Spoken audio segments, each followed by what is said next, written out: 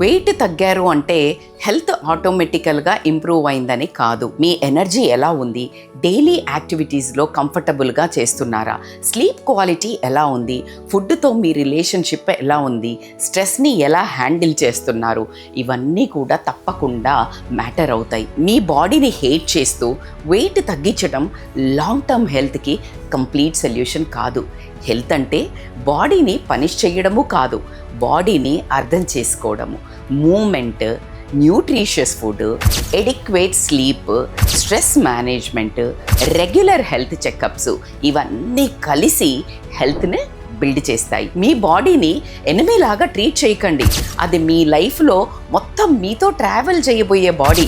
So compulsory దేహమే దేవాలయం అన్నారు. సో కాబట్టి మీ మెంటల్ హెల్త్, మీ ఫిజికల్ హెల్త్, మీ ఎమోషనల్ హెల్త్, మీ స్లీప్ ఇవన్నీ కూడా హెల్త్కి సంబంధించినయే. నాకేమి రోగం లేదు, నాకు బీపీ లేదు, నాకు షుగర్ లేదు, కానీ నిద్రపోతే రకరకాల కలలు వస్తూ ఉంటాయి, మైండ్ అంతా తిరుగుతూనే ఉంటుంది. That is not a healthy thing. మీ బాడీని కేర్తో చూసుకోండి. మీకు తెలిసిన ఫిట్నెస్ ఫ్రీక్కి మరి fitness okay, how about mental fitness and emotional fitness అని ఈ రీల్ షేర్ చేయండి. సో ఇలాంటి హెల్తీ టిప్స్ కోసం ఈ ఛానల్ని ఫాలో చేయండి.